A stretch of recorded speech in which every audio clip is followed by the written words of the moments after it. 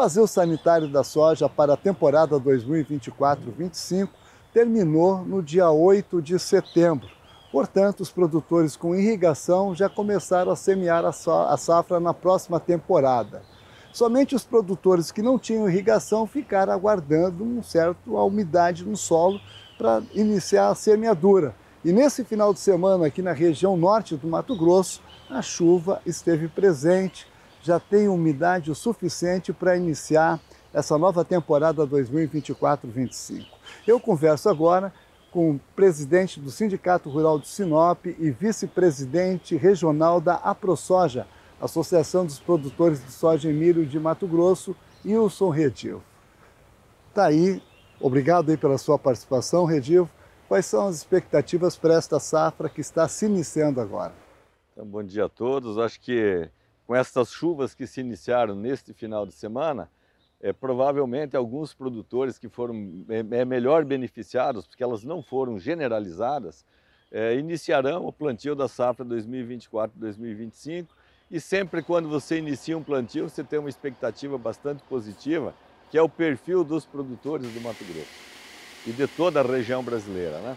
Eu acho que o produtor ele tem um perfil muito otimista, ele é sempre esperançoso e o início da safra sempre é comemorado com bastante ansiedade, a gente aguarda com bastante ansiedade que venha a chuva para você iniciar o plantio.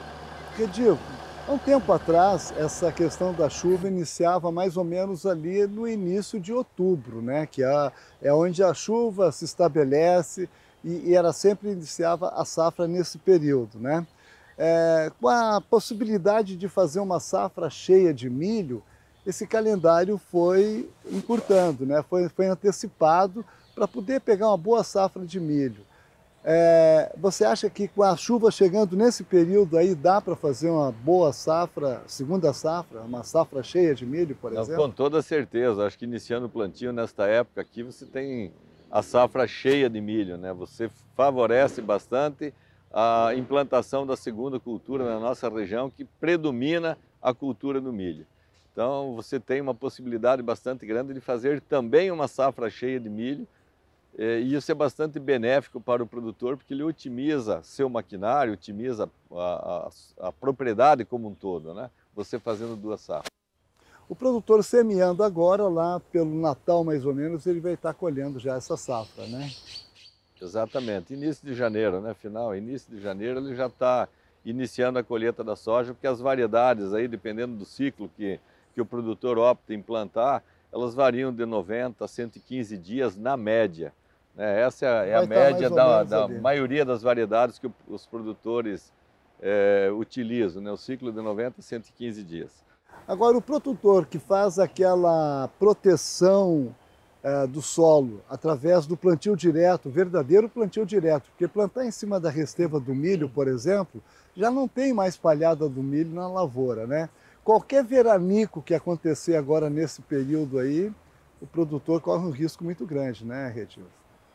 Por não ter a palhada no solo, mas a palhada do milho, ela faz uma boa cobertura. Ela não é a mesma coisa que você plantar uma braquiária, né, em cima da palhada do milho, mas ela protege o solo. Ela não deixa de ser uma fonte de proteção do solo, porque o sol não irradia sobre a palhada, faz uma cobertura boa. Isso aqui, geralmente, o produtor divide a área. Parte da área dele, ele planta no início, desta forma, sobre a palhada do milho, e parte da área ele faz uma cobertura verde em cima da palhada do milho para posteriormente plantar a soja já no final as últimas áreas que ele vai deixar para plantar, que geralmente são as áreas com maior teor de areia, né? As áreas mais arenosas da marginais, né? As áreas marginais ele deixa para plantar mais no final do plantio, e aí ele tem a possibilidade de fazer uma cobertura verde em cima da palhada do milho. Vamos torcer para que essa safra aí seja uma safra cheia novamente, tanto a primeira como a segunda safra. Redivo, você está chegando de uma viagem agora, de uma comissão técnica aí da AproSoja que percorreu a Europa. Qual foi o objetivo desta viagem? Olha, o objetivo é ver as políticas que estão sendo implantadas lá, que vêm em desencontro com a nossa produção, são políticas restritivas.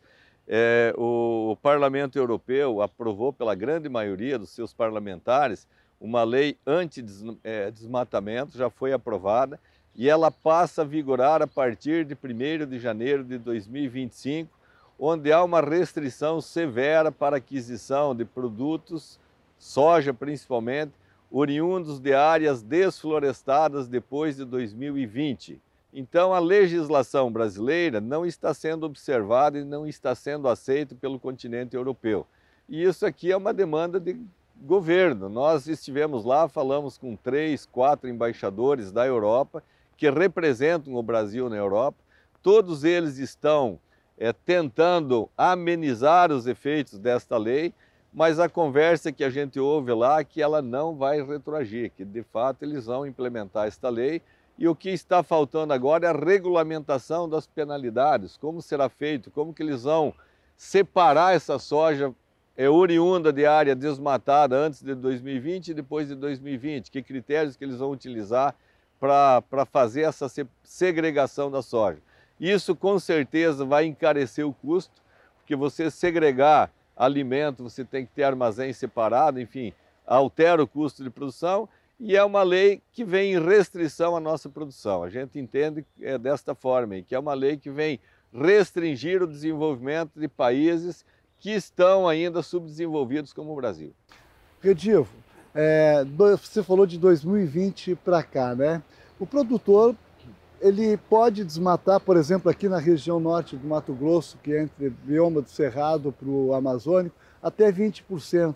Eles não respeitam a legislação, essa área não vai ser considerada? Exatamente. Isso é um absurdo, né? Eles não respeitam a legislação brasileira. Então, aquele produtor que ainda tem o direito de exercer, né, o direito amparado por lei, de abrir 20% da sua propriedade, ele não poderá fazê-lo, né, se for respeitar essa determinação, esta lei aprovada pelo Parlamento Europeu. Eles não acatam a legalidade do desmate feito aqui no Brasil.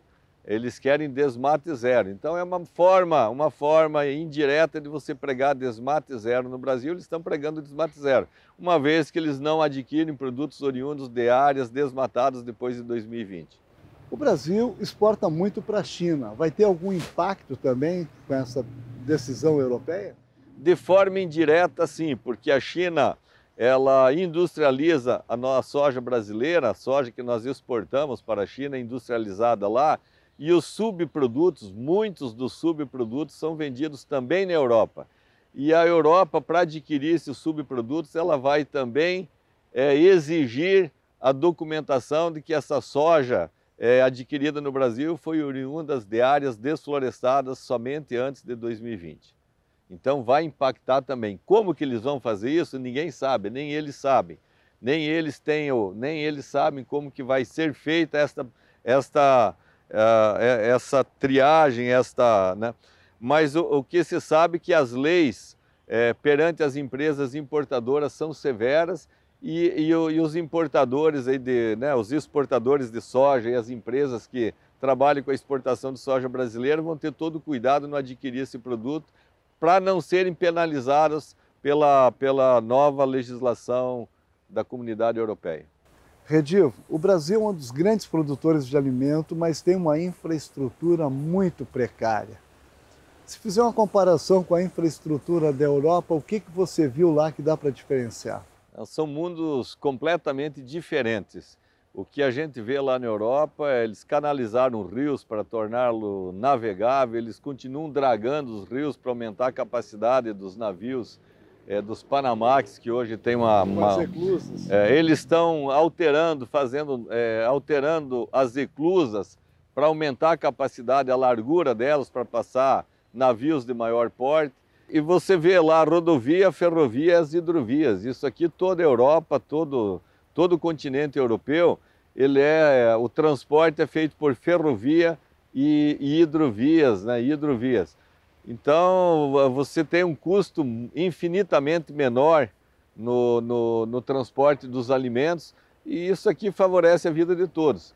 Infelizmente no Brasil nós não temos essa mesma facilidade, dado sempre as restrições ambientais. Sempre se prega que não pode fazer isso, não pode fazer aquilo por conta das restrições ambientais. As licenças ambientais para a construção de qualquer obra é um parto aqui no Brasil. E isso aqui eu acho que tem que ser destravado, eu acho que nós temos que pensar em destravar, porque um país não se desenvolve se não tiver uma infraestrutura eficiente. Ok, Redil. Mais uma vez, obrigado aí pela sua participação. Nós é que agradecemos e estamos sempre à disposição. Um bom dia a todos e uma boa safra, um bom plantio a todos os produtores da nossa região e que Deus ilumine e forneça chuva, um clima abundante para que todos nós possamos produzir aquilo que nós aguardamos.